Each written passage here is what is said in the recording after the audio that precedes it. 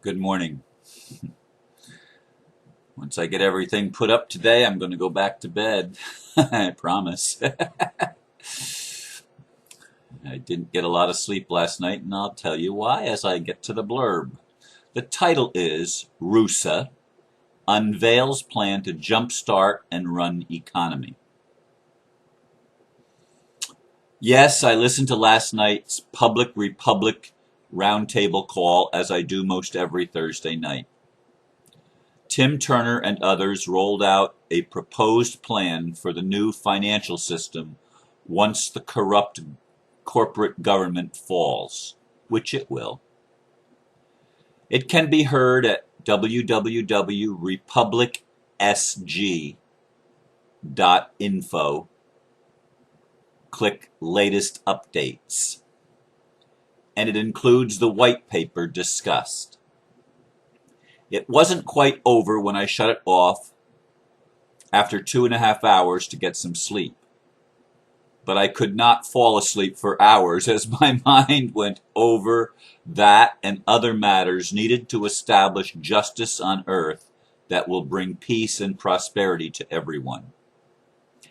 It's not a vision of an instantaneous fix, but it does provide for an economic system that works for the benefit of the people, rather than a handful of unelected bankers and others that make up the criminal cabal.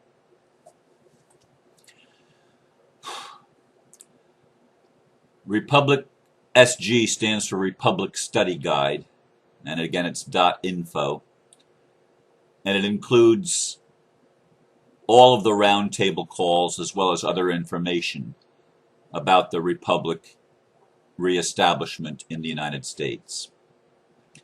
And for those of you that have listened for any period of time, you know that I am absolutely a proponent of a republic as being the only just form of government that derives its power from the people and works for the benefit of the people.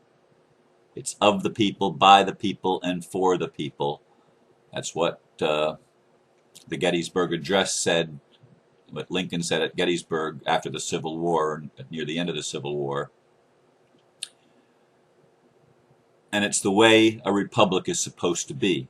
Obviously, governments don't work that way anymore because after the Civil War in the United States, the government was co-opted by the bankers, and they have gradually eroded the rights and set up corporations and made everything a corporation for their own benefit and their own profit, where the whole world has been turned on its head, inside out and upside down, and nothing works for the people, everything works against the people.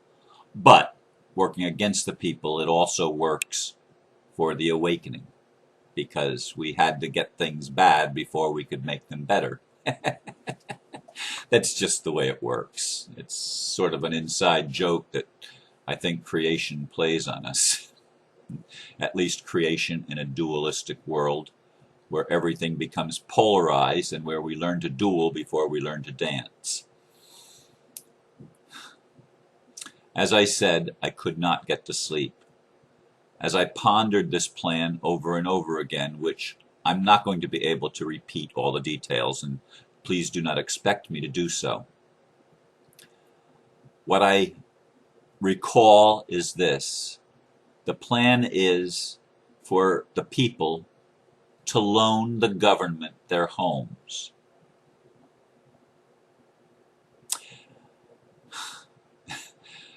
When I first hear something like giving the government anything, it raises every warning sign and red flag possible. Because we all have a long history of knowing that the government is not a very good trustee of anything that belongs to the people, including our rights. So what makes me think that this plan has merit, if that's my first reaction? Well, here's the plan.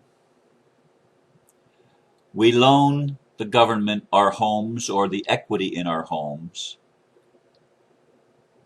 and we fill out a simple contract with the government. We keep the home. The government pays us for the loan. They hold the title, but they pay us, and they put the money that we've just borrowed, or I should say the money that the government just borrowed from us, the people, and they pay us directly the value of our home. So that if we have $100,000 equity in our home, they give us $100,000. And we don't have to pay anything back. There's no payments involved. The government, as it was explained, hypothecates the money. Now, I think that's not the correct use. I looked up the word hypothecate this morning. And hypothecate means to put up as collateral, basically. But they were using it for the fractional reserve banking thing of 10 to 1. They would multiply that money times 10 and make it available for investment in projects to unveil the technologies that need to be unveiled that have been suppressed, alternative technologies for energy and for transportation, etc. And they would also use it to rebuild the infrastructure that is failing in the United States and many other parts of the world because we haven't been putting money. The corporate government has been putting money in military industrial complex things, and to maintain their insanity and try to maintain some security for themselves in their insane world and with their insane domination plan. So they hypothecate 10 times, and it's limited 10 times. Now we know, those of us that have looked at these things, we know that that has been the rule of thumb in banking for hundreds of years, that they could loan up to 10 times the amount on deposit. What they've done since deregulation under President Clinton in the 90s in the United States is they've deregulated everything, and now they get 20 to 1, 30 to 1, 40 to 1, 50 to 1. The sky's the limit. They can hypothecate or fractional reserve it as many times as they want. But the Republic would be limited to 10 to 1 by contract. And it would have to be done that way. But the money, that's how they can give back the money. They borrow your home. Even if you are in arrears on it, they will pay off your existing mortgage. They will pay the bank so that the banks continue to run and don't fall asunder. They just have to play by more strict rules, and the banking system doesn't totally collapse. And they can pay off your loan, and if you don't have any equity in your home, you don't get any money, but you're automatically richer because you don't have to make any payments. They have borrowed your property. They are using your property for the benefit of John Q. Public, or for the public benefit, for public good, to rebuild society in a way that works for everyone and truly creates prosperity and peace on earth. Now, I rolled this over and over in my mind when I was trying to sleep. And I rolled many other things in my mind because I know that the reason we don't trust government is because criminals are in charge of it. I mean, people think that Mitt Romney is going to offer a change over Obama, just like they thought Obama was going to bring a change over Bush. And the truth of the matter is, as long as the corporation is in control of the government and its officers, there can be no change. You have to get rid of the corporation that operates as government. That is a given. It can't be fixed. It's not fixable. The government cannot be a privately held corporation for the benefit of anyone other than the people themselves, ourselves, all of us.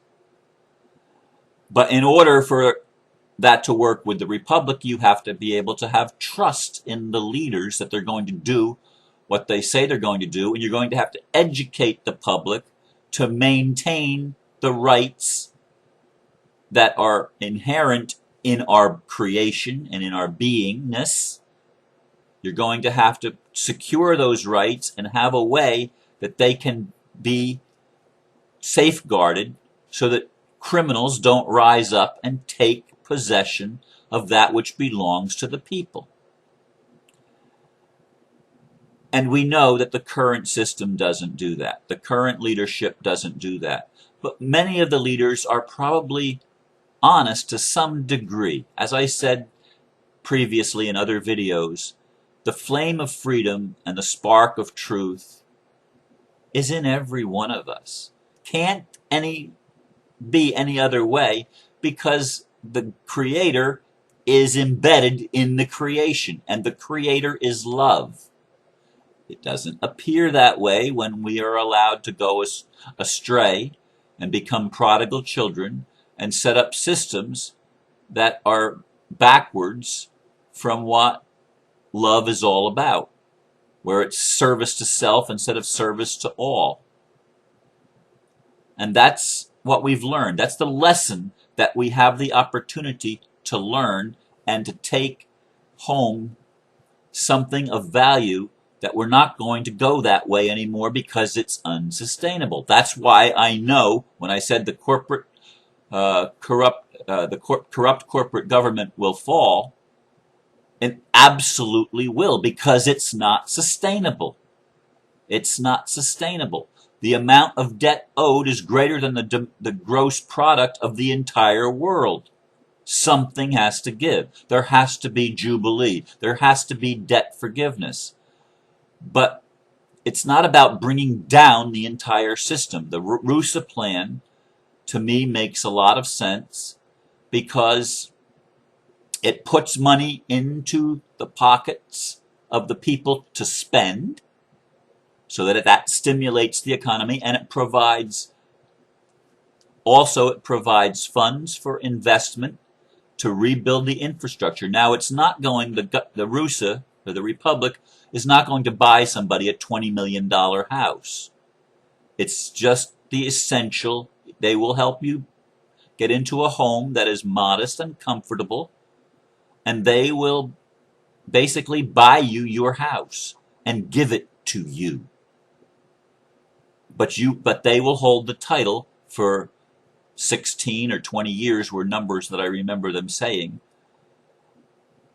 And then they will return the title to you, and it's yours. It will always be yours. They will just hold it and be able to use it for the public trust. And the big issue is trust. Do we trust these people to do what they're saying they're going to do? Personally, I believe Tim Turner. I know all the negative propaganda about him, and I believe it's just that. Has he made mistakes? Absolutely, and he's owned a lot of them. Has he not owned some of the mistakes that people perceive he's made? Indeed. There are impeachment proceedings against him from the state of Oklahoma, and I've not heard him publicly acknowledge that yet. I admit that. This I know. The universe, the cosmos, wants us all to prosper. It wants what is best for everyone. It is not playing favorites. There are no chosen ones that have a right to rule and a right to hold the property and the resources of everybody else for their own benefit. That is not a divine right. That is a lie. That is a twisted distortion of what this whole experiment in duality is all about. And duality is a beautiful gift. It's a wonderful thing that we have male and female, masculine and feminine energies, that we have light and dark and contrasts of all types. It's a beautiful gift. If only we could get beyond the warring factor within our misperception of the reality, thinking that I am this and not that. When we can get beyond that and recognize that we're all interconnected, and that takes a shift in consciousness. That takes a shift in awareness. And that shift is happening in 2011 and 2012 and 2013. It's been happening. It's been going on even longer than those 3 years. But this is the center of it. This is the heart of it. This is where it's all coming together. And I trust the cosmos to assist in whatever way it can with angels or extraterrestrials or whatever forces and powers are available. They are available to us through grace to redirect our path and to reestablish the system on earth, to create a new matrix that works for the people, that works for everyone. Everyone, especially, that is willing to love. And you say, but some aren't willing to love. Well, that's because they don't know. They're still wounded children. And they think that everything is unsafe because that's all they've experienced in their lives. And there's a lot of people like that. In fact, that's in all of us to some degree, although many of us are growing beyond it. So I'm encouraged, is what I'm going to leave you with today, by this plan. I still have to roll things over in my head. I haven't finished analyzing and diagnosing it, but it shows promise to me, and I invite you to go and listen. And it's up for discussion. It's not set in stone at this point. It's an idea. It's a proposal. And there are going to be many proposals by visionaries of how we can restructure the world to put the kingdom of heaven on earth and to create peace on earth and prosperity for everyone, as I said. That's the intent, that we grow up and we remember who we are and we live in love one for another and we learn to put into practice the spiritual principles that have been distorted by our world religions. I leave you with these thoughts, and I thank you once again for listening. Namaste.